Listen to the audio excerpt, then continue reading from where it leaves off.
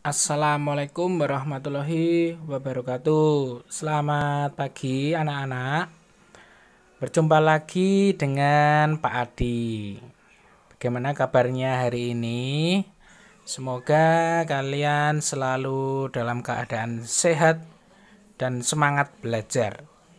Ya, pembelajaran hari ini adalah tema 1, subtema 3, pembelajaran 2. Ya, oke. Ikuti pembelajaran sampai selesai. Kita ikuti pada slide berikutnya. Jangan lupa siapkan alat tulis kalian untuk nanti mengerjakan tugas yang tertera pada slide berikut.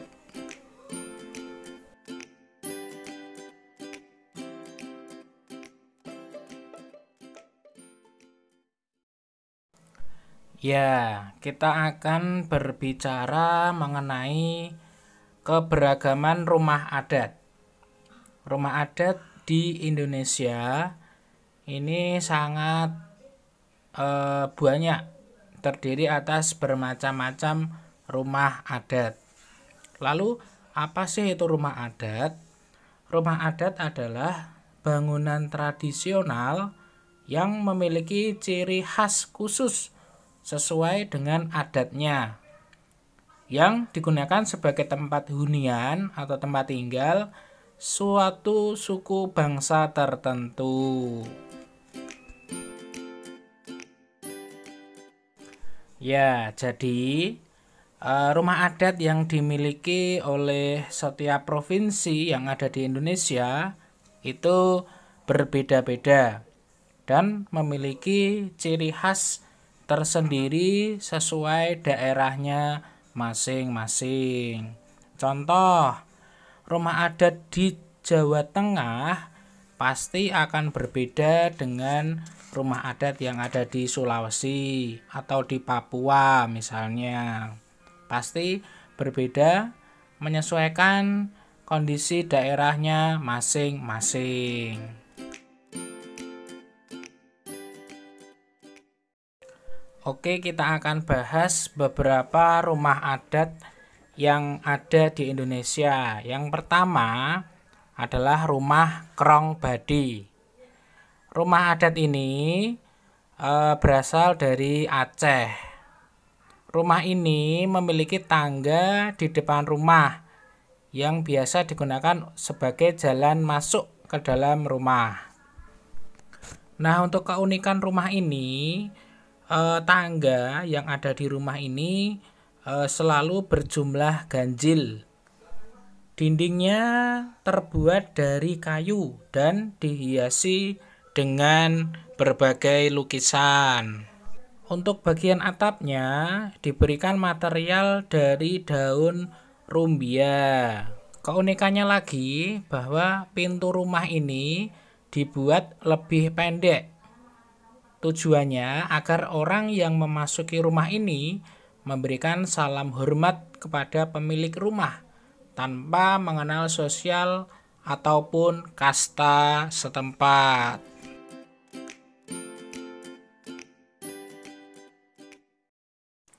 Yang kedua adalah rumah gadang. Rumah gadang ini adalah rumah adat dari Provinsi Sumatera Barat. Ya, keunikannya sudah terlihat ya dari bagian atapnya, memiliki bentuk seperti tanduk. Rumah ini sangat ikonik sekali bagi bangsa Indonesia karena rumah ini sudah sangat terkenal baik di Indonesia maupun mancanegara.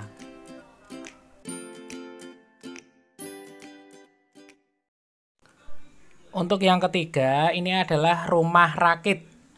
Rumah yang berasal dari Provinsi Bangka Belitung.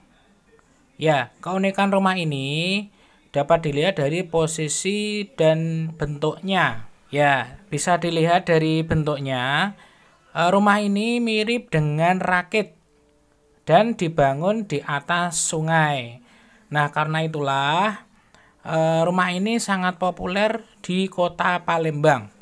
Nah, kenapa rumah ini dibangun di atas sungai karena dipercaya sebagai sumber mata pencaharian dan sumber makanan bagi masyarakat setempat.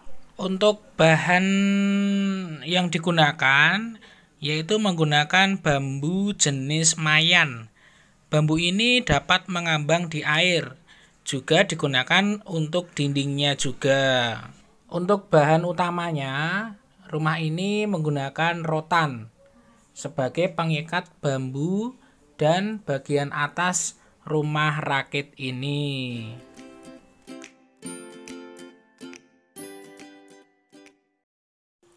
Yang keempat adalah rumah gapura Candi Bentar. Rumah ini berasal dari Provinsi Bali. Ya, bentuknya menyerupai pura dan gapura di depannya. Tentu memang desainnya kental dengan budaya dan agamanya. Ya, agama Hindu. Rumah adat seperti ini banyak sekali atau mudah kita temui di Bali sana.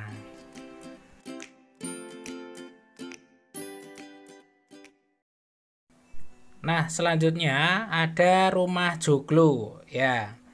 Rumah yang sangat mudah kita temui di Jawa, khususnya Jawa Tengah, lalu Jawa Timur, juga Yogyakarta. Rumah joglo ini terdiri atas beberapa area.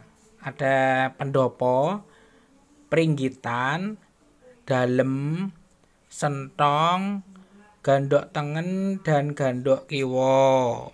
Pada bagian pendopo biasanya digunakan sebagai ruang pertemuan untuk acara-acara besar atau juga dijadikan sebagai tempat pagelaran kesenian. Sedangkan untuk pringgitan biasanya digunakan area penghubung antara pendopo dengan rumah dalem. Biasanya juga dimanfaatkan untuk ruang tamu. Sedangkan bagian dalem biasanya ruang untuk keluarga. Ya, biasanya untuk pemilik rumah.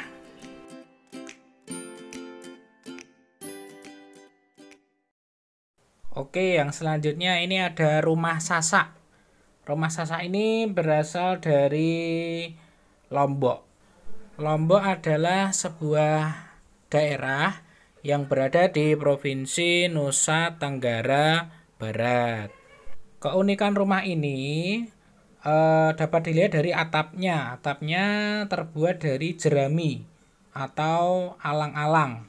Sedangkan lantainya menggunakan campuran batu bata, abu jerami, dan getah pohon.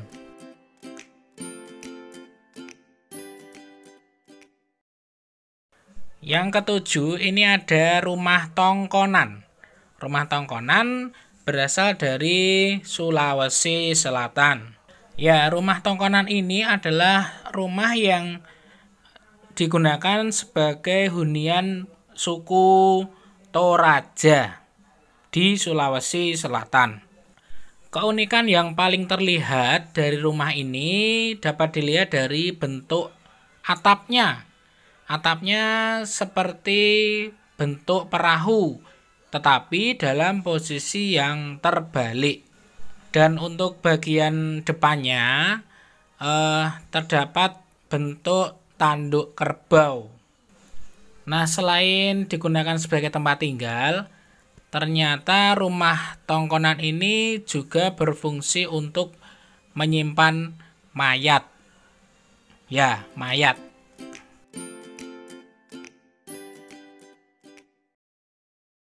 Oke, ini dinamakan rumah lamin yang berasal dari Kalimantan Timur. Ya, rumah ini sebagai hunian dari suku Dayak.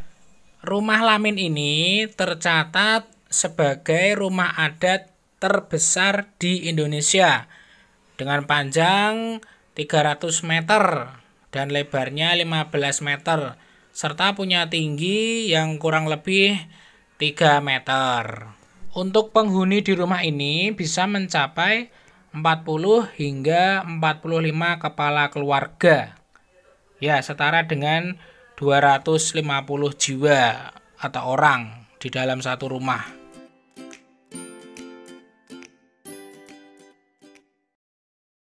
Yang ke-9 ini ada rumah baru Niang. Letaknya di Wairebo, Provinsi Nusa Tenggara Timur. Rumah ini terletak sangat terpencil di daerah pegunungan di Pulau Flores.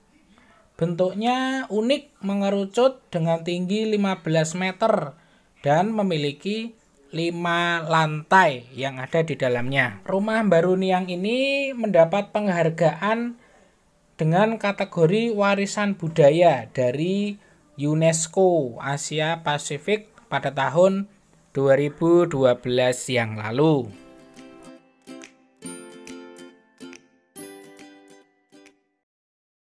Oke, untuk rumah adat yang terakhir yaitu rumah adat Honai. Rumah ini berasal dari Provinsi Papua.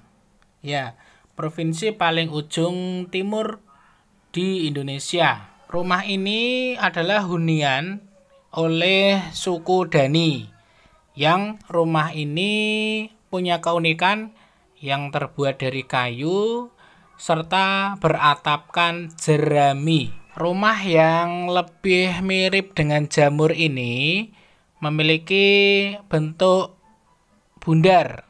Ya, atapnya berisi tumpukan jerami atau ilalang. Memang sengaja dibentuk menyerupai kerucut. Rumah Honai ini rumah yang ruangannya sempit dan tidak berjendela. Kenapa tidak berjendela? Tujuannya untuk menghalau hawa dingin yang sering melanda tempat ini.